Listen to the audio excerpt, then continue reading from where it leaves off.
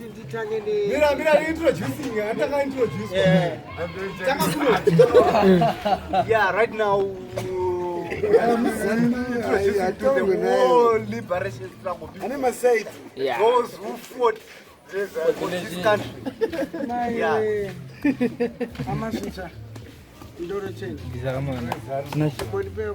It's coming. Then we start from there. I don't know. Isusu turangoti mimika mungotoro maonera muri kuita nepane shungu dzenyu shungu dzakakufanana I'm 67 years old. I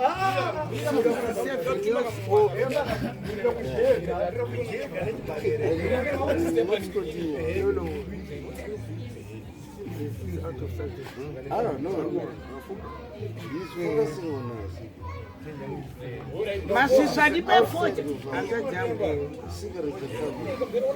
Right.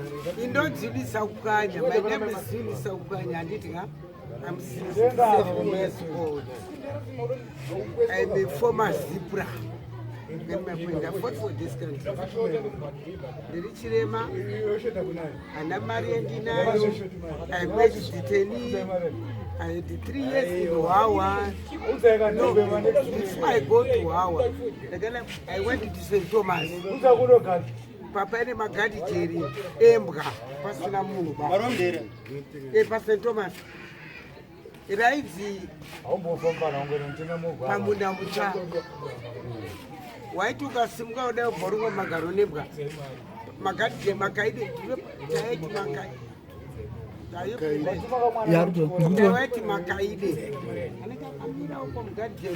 You see one name, right? Mangomo send a message for St. Thomas. Vakandokupira kuti Eunice sakukanya achidwe Jerry because she's still young and go out. Then the following day I went to reception. You are very lucky. I thought they were going to send me home. And they said we have been transferred to Hwahwa.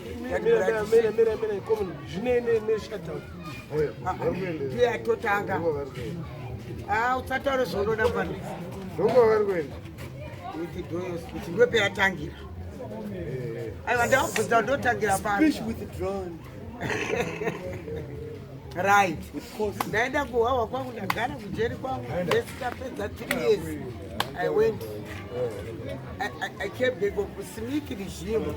Yai kutaura yori mjeri kuti unode and say education, carpentry and building. I kuvunja zinu zitatu. Ininda kana further education. Because ndine advantage yemuna ndadi ku section 4. Kwangu na George Marangi angari ku section 5. Muruzwa ariweza hapo 40. Saka ndakabva ndoti okay headmaster we need to get a further education in advantage and it yekuti tidi ndifunde mandandoti indakaenda kuchikoreni andifanana headmaster paChirodza Mbare yari apa I can head that school. Untaura kuti mwana uyu anogara muno Mbare anoenda kuchikoro chekunharira here mukoma. Asi achigara muno mulaini munomu anotenderera futi achinopinda negedhi rekupi rekuseri wakavhara plus ngoro plus motika. Pane pressure kapa ko distance. Okay.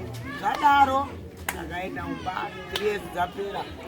Before I go home, ndakati mubhuku nawangu rakati Pilgrim Progress. Rakati Pilgrim Progress. Otherwise, I was a favorite to West Mdarongo. Rakadai. Ndasvika kujeri kwakwina Tezo Maketo, kwakwina Kenneth Tony, kwakwina Hagedzi Mushando. Already vanhu vangaopareta kudhara wachipfura muna Zambezi. Wachikupa kudai so. Wakatakura zombo. Ndakasvika kujeri ikoko.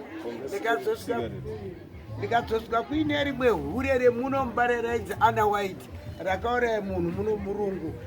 mbasha dzake dzikaoneka master dry clean inatoiziya master dry cleaners abva atengerwa life in prison ndianga akusona mbasha dzemabhanditi zirefu rakafanana nemitezva kwacho. Okay, I met there. Pekutanga hatina kubvira tawirirana bcause ndakagara pamvurika ezeti chenika hausenze unenge wakagara chete indine bhuku rangu riya abva asvika kanzimbwa iyoyo stupid iyoyo ini ndakabatirwa mari koiwo wakabatirwa mahare kana fendi but ini ndiri rikashotika kudai iro rakadai ndati mufana ndaongorova vapfana vangwe vanga wakasungwa wakazvidza kuti akutororwa munhu ndopandakaziya nzvimbo inonzi Speridary. Yemuri kutaura kuti kaSperidary kesadza kaiga makuti kaSperidary kajeri kakaimba kakadai so kanodai kanopfa haukwari kana kuda kuzouraya akaite kakadai unoti after 3 days ndoponopiswa panze wakabatwa maoko woona zuva hafu kapu yemvura ndo pakabva Wedzera kuti Speridary kakaimba mandapinzwe munhu kanzwarova munhu ndandarova hure kai I'm not a gold digger. Otherwise, this woman she provoked me. Which I didn't talk to him. I don't care about her. And I can't master that. She doesn't exist in my world. Nika dino garina topo ziota arimo uimuno. Ida muno ida fabira otangu pana. As she provoked me. Right when I about 2 weeks. She can't ita kaka. Unobudiswa mukumboona zuva unotobatwa rokurenzi unobatwa rokuda wobuda because zuva unongosikadini usikariona like that. Those were the days zangodino but akazoita end up my best friend kana kufa kwakaita ndakazofonerwa futi kunzi Ana White passed away akaguma yashamwari angaona kuti okay mufana uyu ndati mufana kwaari nindakura. I'm 67 years old. Don't forget this. Hondo yakatanga nematombo 1962. I don't tanga nefuti ba. 62. Aida kutanga futi ba. Vanhu vakazoti uyai tikubatsirei asi vanhu vachirwa nei nematombo matombo chaiwo dombo rakaipa serekeri iri dombo iri rakaita kuti zvinhu zviti netsei. Ndapedza kusekujeri ndabva ikoko I went back to Mutare taifambiswa nemotika yeRed Cross. Smith anga ine motika ine otherwise Smith was good because ari pakazombotaura ndaendeziva kuti maenda Zimbabwe ndakakupa zita. I didn't know kuti muri kuda zita ndafika kuda nyika iyi. Ndaendeswa musha kwa Mutare ndakasvika opa muchimu andimukona Roddie zvakaita opa muchimu anogara istigara kanza shumba mauya ndikati ndauya kazi I'm going to Mozambique. Right in I'm going to Mozambique. Andimonzwa famba zvakanaka ngifamba zvakanaka mining muningira wangu ya Ureria. She's a betrayer, that woman.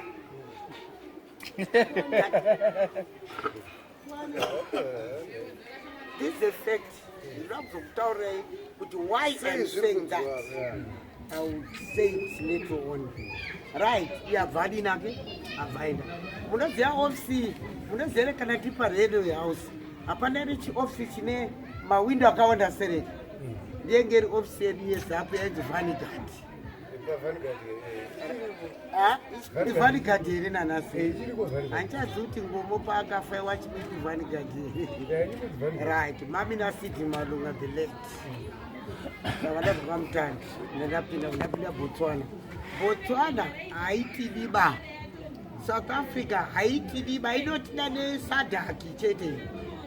I'm very sorry if you go to Botswana anditika uri muzimba ukaenda mujeri unoiona nyaya yecheko ndokuonaona yese yakakwana.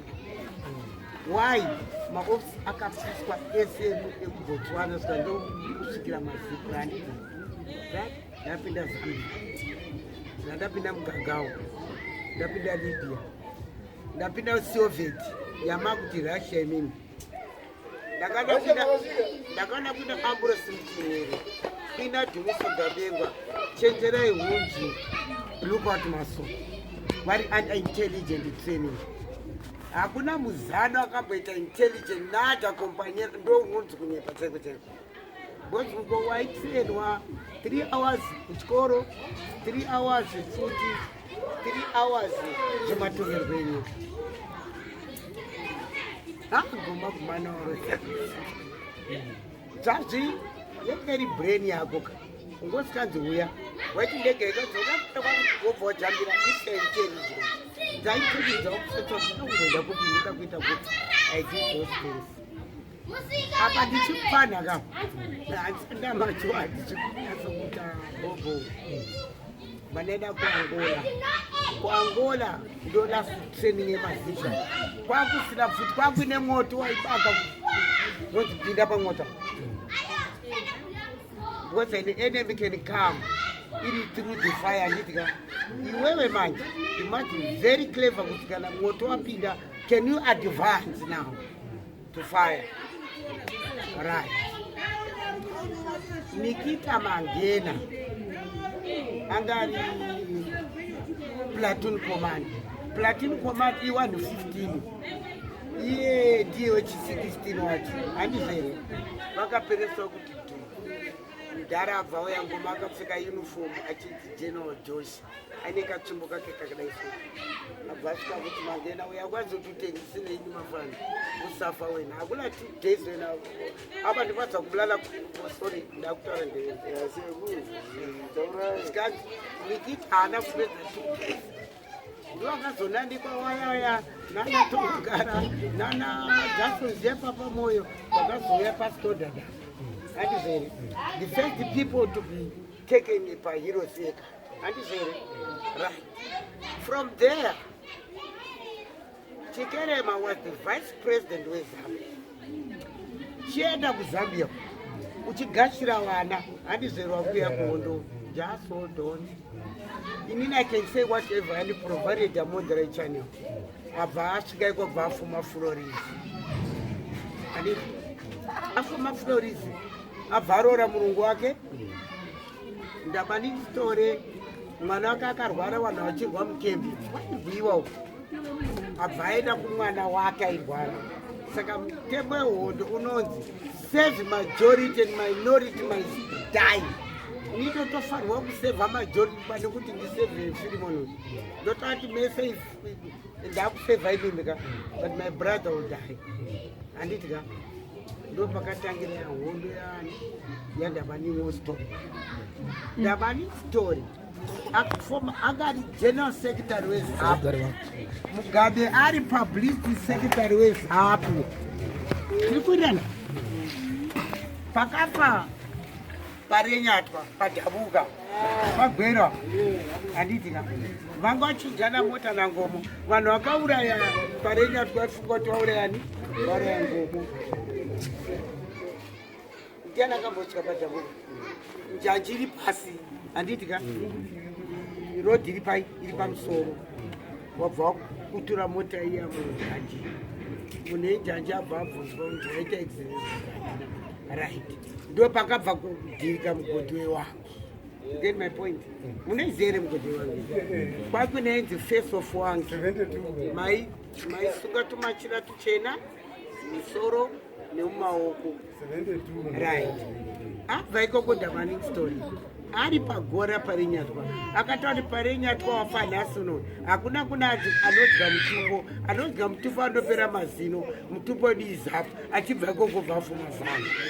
Zanu chete isiri zanu PF or what papa sine izvozvo yenge ingori zanu right ndopakatanga tribalism there kuti ihori chii ngomo hasi mudewere mukhalanga anobva kuntoli kuplumtree and no way he stays and I went there pakafa hanzva dzake otile ngoma the only sister akatsikwa kupele ndava munzwa ainzi otile ngomo akatsikwa ndo pandakaziya pamushavani pamudhara haasi mudeweri munhu yayo ndo pakatangisa ndipo pakatanga zvese kuti uri muzezuru iyo uri musena iyo unobva marawi iyo unobva kupi they started now kuti wapesanise vanhu murunzwa here it's okay ndabva ndinge akafunga kuti ari kuita zvitirivo asikazviiti already futi